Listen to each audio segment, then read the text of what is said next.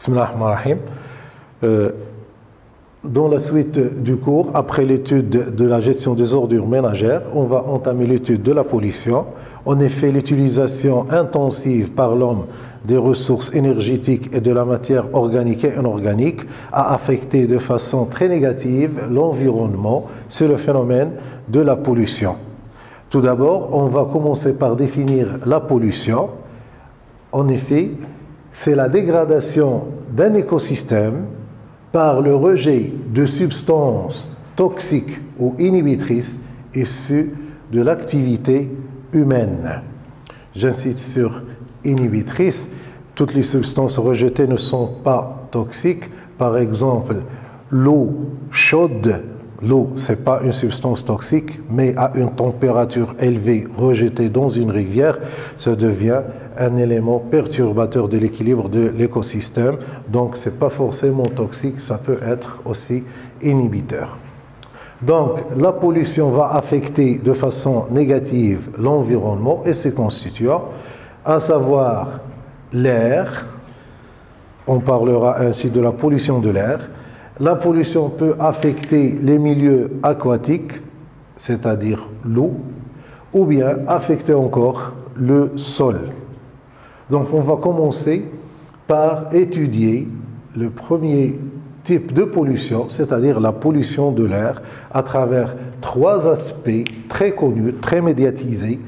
C'est l'effet de serre, d'une part, le trou de la couche d'ozone et les pluies acides.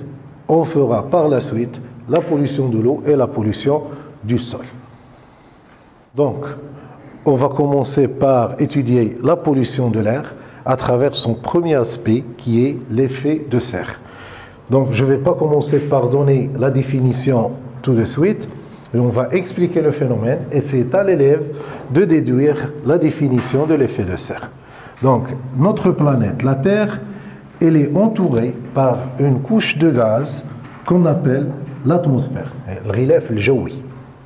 La Terre reçoit l'énergie lumineuse du Soleil sous forme de rayonnement lumineux, ou rayonnement solaire. Une partie de ce rayonnement va être reflétée par l'atmosphère, l'autre partie, elle va pénétrer jusqu'à arriver au sol. Le sol va chauffer sous l'effet de ce rayonnement et il va émettre une partie de l'énergie absorbée sous forme de rayonnement infrarouge.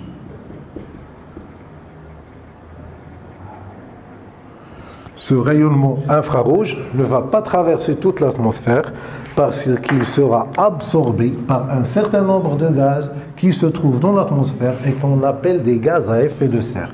Principalement le CO2, l'H2O et le méthane. Ce sont des gaz à effet de serre qui vont absorber le rayonnement infrarouge, ils vont chauffer et ils vont entraîner l'augmentation de la température de l'atmosphère et par la suite, ça va permettre de chauffer la Terre. Ce phénomène, c'est ce qu'on appelle l'effet de serre, ça permet de conserver, de donner à la Terre une température propice à la vie. C'est un phénomène tout à fait naturel et qu'on rencontre dans plusieurs planètes, même la planète Vénus ou bien dans la planète Mars, il y a un effet de serre. Donc c'est un phénomène tout à fait naturel. Donc, brièvement, c'est l'augmentation de la température de la Terre due à l'absorption des rayonnements infrarouges émis par la Terre après absorption de l'énergie solaire par un certain nombre de gaz, léoma, CO2, H2O et CH4, le méthane. Donc, puisque c'est un phénomène naturel, pourquoi est-ce qu'on parle de l'effet de serre comme un phénomène issu de la pollution? Donc, ici, il y a un autre phénomène qu'on appelle l'effet de serre additionnel. C'est quoi cet effet de serre additionnel? Ici, il y a intervention de l'homme à travers l'activité industrielle, l'industrie, l'activité agricole, l'agriculture, Ces deux activités, ils vont à leur tour libérer des gaz à effet de serre additionnels. Donc, l'industrie et aussi le transport par les voitures, les camions, les autocars, ça va libérer du CO2 dans l'air. Beaucoup plus de CO2. Ça va libérer encore des oxydes d'azote. Ça va libérer, surtout l'activité agricole, elle va libérer du CH4, du méthane. Ces gaz, ils vont contribuer à leur tour à l'absorption des rayonnements infrarouges. Aussi, ils vont amplifier l'augmentation de la température de la Terre. Donc, la température va augmenter un peu plus que ce qui est naturel. C'est ce qu'on appelle l'effet de serre additionnel dû à des gaz à effet de serre libérés par l'activité humaine. Donc, quelles sont les conséquences de l'effet de serre? En effet, l'augmentation de la température de la Terre, elle va entraîner plusieurs conséquences. On cite les plus importantes. Premièrement, la fonte des glaces au niveau des pôles. Cette eau solide sous forme de glace, quand elle va fondre et devenir liquide, elle va rejoindre les océans, ce qui va entraîner la montée des niveaux de la mer et l'inondation de beaucoup de terres qui se trouvent, qui ont un niveau inférieur au niveau de la mer ou un niveau assez bas. Deuxième conséquence, c'est la perturbation ou les perturbations climatiques à travers l'apparition de sécheresses ou bien de catastrophes naturelles comme les tornades et les typhons. Et encore la diminution de la biodiversité parce que l'augmentation de la température ou les perturbations climatiques vont entraîner la mort de milliers et la disparition de milliers d'espèces vivantes. C'est ce qu'on appelle la diminution de la biodiversité. L'aspect suivant de la pollution de l'air qu'on va voir, ce sont les pluies acides. Donc, qu'est-ce que les pluies acides? Ce sont des précipitations, que ce soit des pluies ou bien de la neige ou bien de la grêle, mais qui sont anormalement acides, dont le pH est inférieur à 5. Pourquoi ces pluies sont acides? Donc, d'après le document suivant, on va voir que d'une part, l'industrie ou bien les transports routiers et aériens vont dégager dans l'atmosphère des gaz toxiques. C'est le dioxyde de soufre et les oxydes d'azote, tels que le NO, le NO2. Ces substances, ils vont réagir avec l'eau atmosphérique, l'eau des nuages, pour former des acides forts qui sont l'acide sulfurique et l'acide nitrique. Ces acides vont se mélanger aux précipitations pour affecter les milieux naturels, par exemple les forêts ou bien les milieux aquatiques. Concernant les réactions chimiques responsables de la formation des pluies acides, la première réaction chimique se fait par le trioxyde de soufre qui va réagir avec l'eau atmosphérique pour former l'acide sulfurique H2SO4. D'autre part, le dioxyde d'azote libéré par l'industrie ou bien par les moyens de transport, il va réagir avec l'eau atmosphérique encore une fois et ça va former l'acide nitrique. Ce sont deux acides forts qui, une fois mélangés avec l'eau atmosphérique, vont former les pluies acides.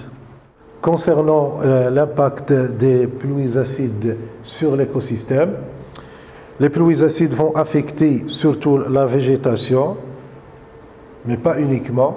Ici, on regarde l'impact des pluies acides sur les feuilles des plantes. On regarde l'oxydation de la chlorophylle, donc les plantes ne pourront plus avoir d'activité photosynthétique, voire même dans des cas extrêmes. Les pluies acides peuvent tuer des milliers d'arbres, plusieurs hectares, plusieurs centaines d'hectares vont être détruites par ces pluies. L'accumulation de ces pluies acides par les eaux de ruissellement vers les lacs, ça va entraîner l'acidification des eaux superficielles et entraîner la perturbation de l'écosystème et la mort de la faune et la flore constituant ces lacs. Le troisième aspect de la pollution de l'air, c'est le trou au niveau de la couche d'ozone. Mais tout d'abord, c'est quoi l'ozone? L'ozone, c'est le trioxygène. C'est un gaz dont la formule chimique est O3. Ce gaz est présent naturellement au niveau d'une couche atmosphérique, c'est la troposphère, entre 20 et 40 km d'altitude. Ce gaz, l'ozone, il permet d'intercepter les rayonnements ultraviolets du Soleil et les empêche de pénétrer vers la surface de la Terre. Il protège ainsi les organismes vivants contre l'effet nocif de ces rayonnements ultraviolets. Mais à partir des années 70, on a remarqué une diminution importante de la couche d'ozone au niveau du pôle sud. La destruction de la couche d'ozone, elle est due principalement à un gaz appelé CFC, c'est le chlorofluorocarbone. Ces gaz sont utilisés généralement dans les pompes aérosols, ou bien dans les extincteurs, ou bien dans les appareils, dans les climatiseurs ou les appareils qui contiennent de refroidissement en général. Ce gaz contient du chlore. Le chlore, quand il arrive en haute altitude, il va réagir avec l'ozone, ce qui va former le monoxyde de chlore plus une molécule d'oxygène. Cette réaction, comme vous le voyez, entraîne la destruction d'une molécule d'ozone et l'apparition de l'ozone, l'apparition de dioxygène, pardon.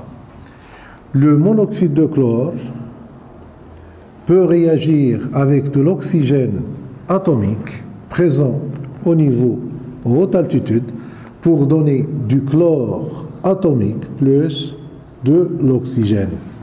Mais ce qui est le plus important, c'est la régénération de cet atome de chlore qui peut détruire à son tour une nouvelle molécule d'ozone. Donc, le chlore agit de façon cyclique et un seul atome de chlore peut détruire plusieurs molécules d'ozone. Donc, quelles sont les conséquences de la destruction de la couche d'ozone? La destruction de la couche d'ozone va entraîner la pénétration des rayonnements ultraviolets vers la Terre, ce qui va entraîner l'apparition des mutations chez les organismes vivants, diminution de l'activité photosynthétique des plantes et une diminution à long terme de la biodiversité.